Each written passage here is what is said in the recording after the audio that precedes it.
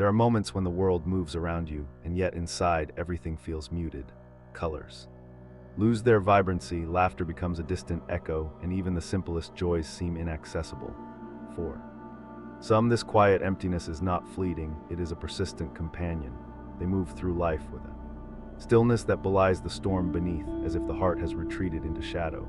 This numbness is not mere laziness, nor is it a lack of feeling. It is a protective veil, a psychic response to pain too heavy to bear. To feel deeply numb is to inhabit a paradox, an existence that is simultaneously full and hollow, present yet absent, and within this state lies a subtle, often unseen yearning, a desire to reconnect, to awaken the sensations long dulled, and to rediscover the color of life once more. There is a moment, often subtle, when a person first senses the distance between themselves and their own life. It may arrive as a quiet whisper, a faint noticing that laughter no longer warms the chest, that joy feels borrowed from someone else's story. They might watch a sunset or hear song and feel only an echo of its beauty, as if the world is bright but filtered through a layer of glass. This is not sadness exactly, nor is it simply fatigue. It is something deeper, a hollowing that the mind and heart instinctively recognize but cannot yet name. At first, it may seem like a temporary fog, a passing season. Perhaps I'm just tired, they tell themselves, or maybe I'll feel again tomorrow. And yet the fog persists, stretching longer than expected, creeping into ordinary moments, a meal eaten without pleasure, a conversation observed without engagement, a memory recalled without warmth. In these early days, the numbness can be nearly invisible to others. To friends, family, or colleagues, the person may appear calm, even composed, but inside there is a quiet tension, a subtle awareness that something essential is missing. Recognition is a strange companion. It can feel like a mirror held too close, reflecting the absence rather than the presence of feeling. There is a simultaneous curiosity and fear. Curiosity about the self and the world, and fear of the unnameable emptiness within. They may try to push through it, forcing smiles, making plans, attending gatherings, yet the underlying void remains. These attempts are not denial, they are survival. The human instinct seeks engagement even when the capacity to feel is diminished. Often, the first acknowledgement of numbness is accompanied by confusion. Why don't I feel what others feel, they wonder. There may be moments of self-criticism, a quiet judgment whispered in the mind, there is something wrong with me, and yet this perception is misleading. Numbness is not a flaw, it is a response. It is the psyche's way of shielding itself from overwhelming emotion, from pain that has accumulated over time and could otherwise become unbearable. In this sense, numbness is protective, though paradoxically isolating. The experience can be isolating in another way. The recognition of numbness often occurs alone. In private spaces, when the world is quiet and the mind is left to its own devices. It is in these silent hours that a person may notice the subtle shifts in their inner landscape, the flattening of emotional peaks, the fading of anticipation, the gentle erosion of connection. There is a mournful beauty in this awareness, for it marks the beginning of insight. To recognize the void is not yet to fill it, but it is the first step toward understanding one's own inner life. And sometimes recognition arrives not as a sudden clarity, but as a slow dawning. They notice it in fragments, the indifferent shrug at news that would once have caused excitement, the muted reaction to a friend's triumph, the way memories once vivid now seem like distant films. Each fragment is a quiet signal, a gentle alarm ringing in the background of consciousness. And with this recognition comes the first seed of self-compassion, for even in the numbness there is a human truth. To feel nothing is, in its own way, a form of failing. It is a testament to endurance, to survival in a world that can be too heavy for the heart alone.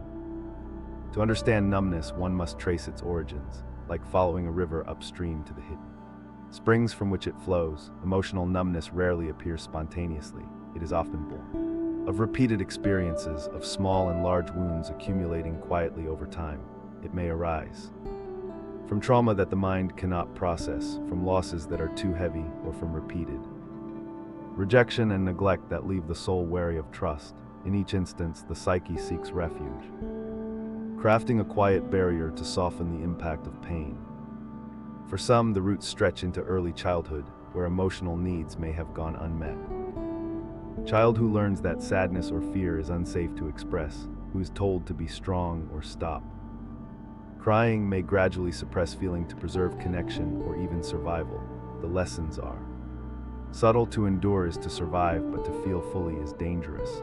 In adulthood, these early adaptations persist quietly like sediment layered in the mind, shaping how a person perceives themselves and the world. They may carry a sense of emptiness that feels inherent, as if it were always meant to be that way. Numbness can also grow from repeated exposure to stress and disappointment.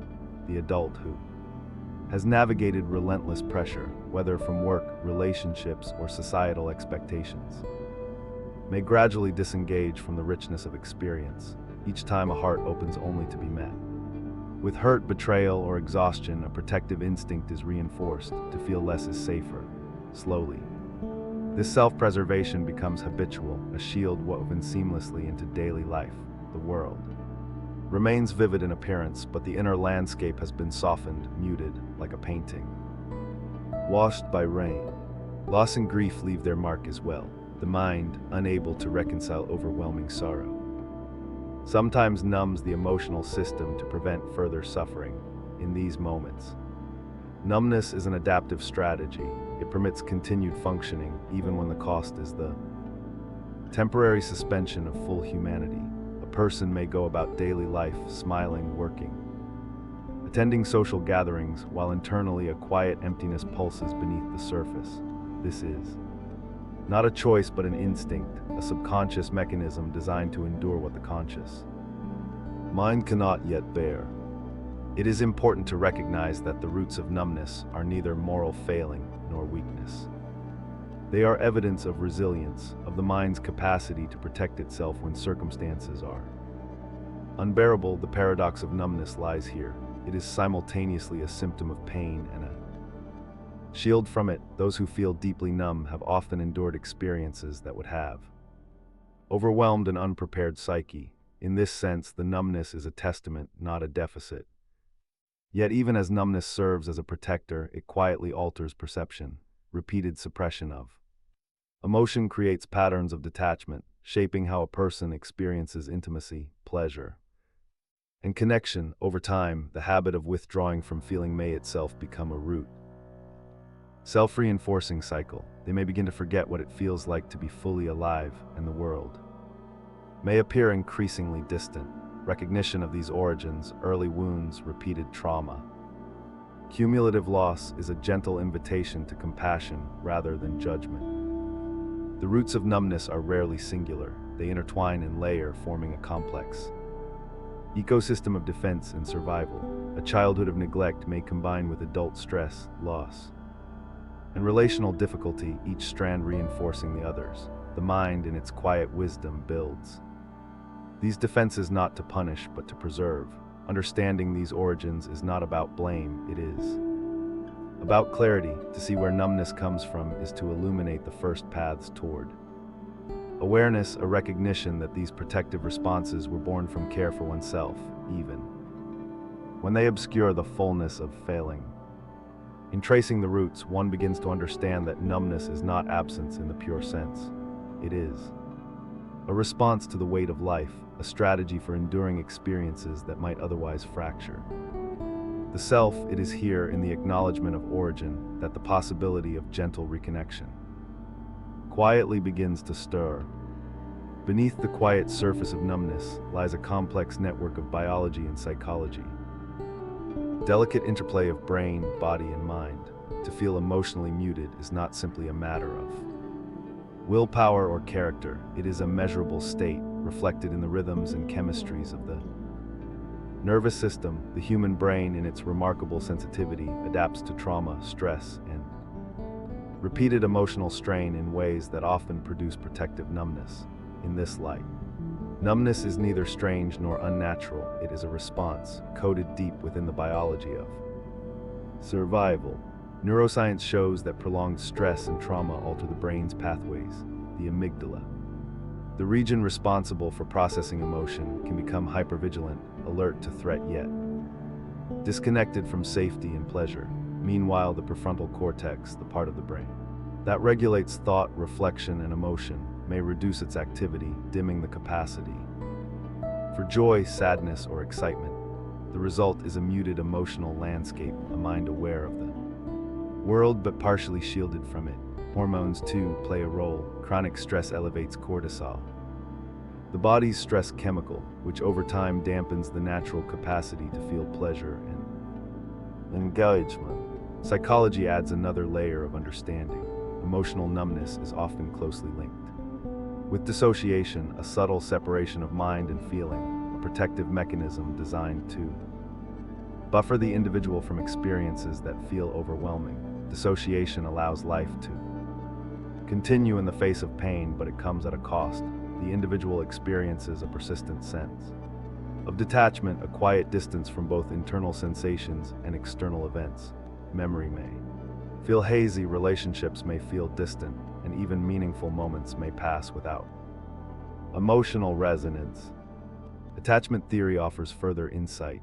Early relational patterns influence how emotions are processed and expressed. When caregivers are inconsistent, neglectful, or emotionally unavailable, a child may learn to suppress needs and emotional responses, shaping adult capacity for connection. These patterns, deeply ingrained, interact with the neurological and psychological factors to create a persistent sense of inner emptiness. The mind, in its quiet wisdom, shields itself from vulnerability by dimming its own responsiveness. It is worth noting the subtle paradox of numbness. Even as emotions seem muted, the nervous system remains alert to certain threats. Fear, anxiety, and stress may still arise sharply, while joy, sadness, and tenderness feel inaccessible. This selective sensitivity underscores the protective nature of numbness. The mind prioritizes survival over full emotional engagement. It is not a failure of feeling, it is a careful, adaptive calibration designed to keep the self intact. Research in effective science also illuminates why some people feel numb while others do not. Genetics, epigenetic influences, and early life experiences all converge to shape emotional reactivity. Some brains are more prone to hyperactivation or dampening in response to stress, while others may recover more readily from trauma. Environmental factors, chronic stress, social isolation, loss further shape the intensity and duration of emotional blunting. Taken together, the science reveals that numbness is multifaceted, a product of life history, neural wiring, and adaptive survival strategies. Understanding the science of numbness does not strip it of its mystery or diminish its human weight. On the contrary, recognizing the biological and psychological mechanisms allows one to see numbness as a natural response, an expression of the body and mind working in tandem to protect the fragile self. It reframes the experience not as deficiency but as adaptation, instinctive gesture toward survival that persists even when it dulls the richness of life. In this awareness, there is an invitation to observe numbness without judgment, to hold curiosity for the mind's intricate design, and to acknowledge that beneath every layer of detachment lies systems striving for balance, safety, and continuity. The science of feeling empty is not cold or clinical, it is a quiet testament to the mind's enduring ingenuity, a reminder that even in silence, the self is deeply alive. Even as numbness blankets the mind, it is rarely a state of complete passivity. Beneath the quiet surface, there often simmers a tension, a subtle but persistent conflict between what the heart longs to feel and what the psyche shields it from. This inner struggle is neither dramatic nor obvious. It is a soft, persistent friction, a tug-of-war between yearning and protection, presence and withdrawal. To feel deeply numb is, paradoxically, to feel acutely the absence of feeling. The struggle often begins with self-awareness. They notice a gap between themselves and the world, and within this gap arises an unspoken frustration. Why can't they feel the joy others seem to inhabit effortlessly? Why does grief, when it comes, appear muted, as if behind glass? There is a quiet shame in this observation, a sense of inadequacy, and yet, beneath the judgment lies something more tender, a hidden desire to reconnect, to awaken the muted senses, and to Rediscover the texture of life that has receded. Resistance accompanies this tension. Numbness may feel safer than vulnerability. Pain once overwhelming may linger in memory, and the mind, seeking protection, builds walls of detachment, but these walls are double-edged. While they guard against immediate hurt, they also obstruct pleasure, intimacy, and the subtle warmth of connection. The individual may oscillate between tentative curiosity and instinctive withdrawal, drawn to engagement yet wary of the exposure it entails. Each step toward feeling can provoke discomfort, revealing how carefully the mind has learned to navigate the world. This inner conflict is often compounded by social comparison. Seeing others express laughter, love, grief, and excitement can create a quiet dissonance, a reminder of what seems inaccessible. They may feel like observers of a world in which everyone else participates fully, while they remain partially absent. This perspective, however, obscures a deeper truth. Numbness does not erase the capacity to feel. It merely delays its full expression until conditions feel safe. The struggle is not failure, but an adaptive hesitation, a careful calibration between self-preservation and desire for life. Anger and sadness can emerge subtly within this dynamic, a fleeting irritation, a pang of longing, or a quietly buried grief may surface, only to be swiftly muted again. These sparks of feeling, though often brief, indicate that beneath the surface the emotional system is still active, still alive. The inner struggle is, in essence, the dialogue between instinctive caution and the enduring human need for resonance, intimacy, and presence. Acceptance, even partial, of this tension is itself a form of courage. To recognize the struggle without judgment, to observe the push and pull of desire and fear, is a step toward gentleness with the self. Here they learn that numbness is not an endpoint, but a landscape to navigate. Terrain of protection and potential. The struggle is ongoing, sometimes invisible, yet profoundly human. It is a reminder that the mind, even in its withdrawal, is seeking something essential: balance, safety, and the eventual return to failing. Ultimately, the inner struggle is both a barrier and a signpost. It highlights the depth of the human capacity to endure, to protect, and to yearn simultaneously. By acknowledging this tension, a person begins to see their numbness not as a fixed state, but as a process, a dynamic interplay between survival and presence. The very friction that feels burdensome contains the seeds of awakening, revealing that even within stillness, the heart is quietly preparing to feel. Again, amid the quiet haze of numbness, there can arrive moments of gentle illumination, small awakenings that pierce the monotony of muted emotion. These realizations are rarely sudden or dramatic. They are subtle, often almost imperceptible, yet they carry a profound truth. Possibility of reconnection with one's own life and feelings. A glance, a memory, a fleeting sensation may stir something long dormant, hinting at the depth of what has been temporarily silent.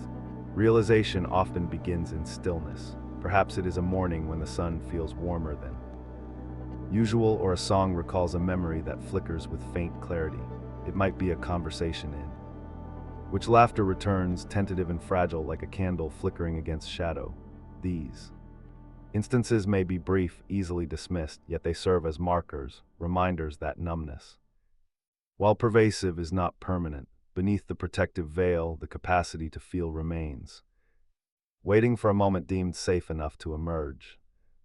There is also an intellectual aspect to realization. Understanding the origins and mechanisms of one's own numbness can illuminate the path forward. Knowledge of how trauma, stress, and neurological adaptation shape emotional experience can transform frustration into curiosity, and self-criticism into empathy. A moment of recognition may occur. This is not a flaw. This is it. Response. Awareness in itself can be a spark, creating space for observation rather than judgment, and planting seeds of gradual reintegration. Often, realizations arise through connection with others, a conversation with a friend who listens without expectation, an encounter with a child's unguarded emotion, or a shared moment of vulnerability can act as a mirror, reflecting what has been obscured by numbness. These Interactions remind the individual that feeling is not only possible, but safe, and that engagement with the world need not be synonymous with harm. In these moments, the mind begins to reassess its protective strategies, noticing where walls might be gently lowered. The emotional impact of realization is subtle but significant. It may bring a sense of wonder, flicker of hope, or a quiet relief. It does not erase numbness, but it reintroduces the possibility of sensation. The person may feel a renewed curiosity about themselves and the world, a tentative openness to intimacy, pleasure, and sorrow. Even the smallest spark can guide the psyche toward engagement, reminding the self that feeling is not dangerous, but a natural part of being alive. These moments are often accompanied by reflection. The individual may consider the patterns of their life, the events that shaped them, and the defenses that have served their survival. They may notice the paradoxical coexistence of protection and longing, and in this awareness, a sense of gentle clarity emerges. Realization, in its quiet way, bridges the gap between numbness and presence, inviting a gradual reintroduction of emotion, sensation, and connection. Ultimately, moments of realization are not endpoints, they are doorways. Each insight offers a glimpse of possibility, a reminder that numbness is not a permanent state, but a temporary adaptation. The mind, once veiled in protection, begins to recognize its own capacity for change. In these delicate awakenings, there lies a subtle promise that the muted self can slowly, patiently, and safely return to the richness of feeling. Even a fleeting realization is a testament to the human spirit's resilience, the quiet proof that beneath the stillness, beneath the protective walls, the heart continues to pulse, ready, eventually, to feel again. The path from numbness toward feeling is rarely linear. It does not unfold in sudden bursts or dramatic transformations, but in quiet, deliberate steps, small shifts in perception, in awareness. In presence, integration is a gradual weaving together of fragments, memory, sensation, and emotion, forming a tapestry that once felt impossible to assemble. Healing is not about forcing sensation, it is about allowing what has been muted to re-enter life at its own pace, without judgment or expectation. A crucial element of this process is attention, simply noticing one's inner state without trying to change it immediately is a profound act of care. A fleeting smile, a subtle pang of sadness, quiet sense of curiosity, each is acknowledged, welcomed, and observed. These tiny recognitions become threads in the larger fabric of feeling. Over time, patterns emerge. The mind recalls what joy feels like, the body remembers the language of pleasure and discomfort, and the heart learns again to hold tenderness without fear. Integration often involves revisiting spaces once associated with pain, now approached. Gentleness, memories long buried, or emotions long suppressed may surface, not as overwhelming floods, but as whispers, fragments, and subtle tones. Each encounter with these fragments is a moment of self-trust, a recognition that the individual can feel without being undone. Slowly, the barriers constructed over years of self-protection are softened. The nervous system, once locked in alertness or muted response, begins to recalibrate, allowing experiences to pass through with measured intensity rather than numbing isolation. Connection with others plays a vital role in this gentle healing. Authentic relationships, those where vulnerability is met with compassion rather than judgment, serve as a mirror and a safe ground. In these spaces, the individual learns again that feelings can be shared, that joy can be amplified, and that sorrow can be contained without annihilation. Human presence itself, steady and non-demanding, becomes a conduit for integration, reminding the self that emotional engagement is not inherently dangerous. The process is iterative. There may be moments of regression, sudden withdrawal, fleeting flatness, or hesitation, but these are not failures. They are part of the rhythm of healing, echoes of old protective strategies that still linger. With patience, each return to numbness can be met with understanding rather than judgment, each instance a gentle reminder of how far the individual has traveled. This approach cultivates resilience, teaching that vulnerability and strength are not opposites, but companions on the path toward wholeness. Integration also involves an embrace of imperfection. The individual may notice that feelings are sometimes uneven, fragmented, or delayed. Joy may mingle with sadness, curiosity with apprehension. This is not a flaw, it is the natural texture of human emotion, the rich spectrum that numbness had temporarily muted. By accepting this irregularity, the person cultivates a compassionate relationship with their own inner world, allowing emotions to coexist without forcing them into neat categories or rigid expectations. Ultimately, gentle healing is an ongoing practice of attunement to oneself, to others, and to life. It is the recognition that feeling deeply is both a privilege and a skill, one that can be nurtured with patience, curiosity, and care. Numbness, once a constant companion, slowly becomes a memory, a quiet reference point that underscores the resilience of the self. Through integration, the individual reclaims access to their emotional landscape, learning not only to survive, but to inhabit life fully with tenderness and presence. In this space, the muted heart gradually awakens, the mind softens, the body remembers, and the soul reconnects. Healing is not a destination, it is a lived experience, a quiet, continuous practice of returning to oneself over and over, until the richness of feeling becomes both familiar and sustainable.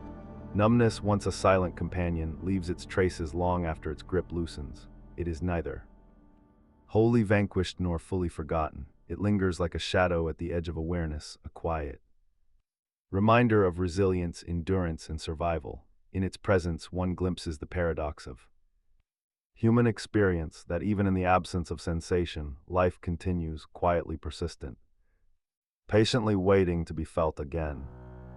Reflection allows the individual to see numbness not as an enemy, but as a messenger. It speaks of moments when the heart was overwhelmed, when the mind required reprieve, when the world was too heavy for full engagement. In understanding its origins, its patterns, and its protective intent, there emerges a gentleness, a recognition that numbness, while isolating, was also testament to the mind's ingenuity, an adaptive strategy born from care for the self.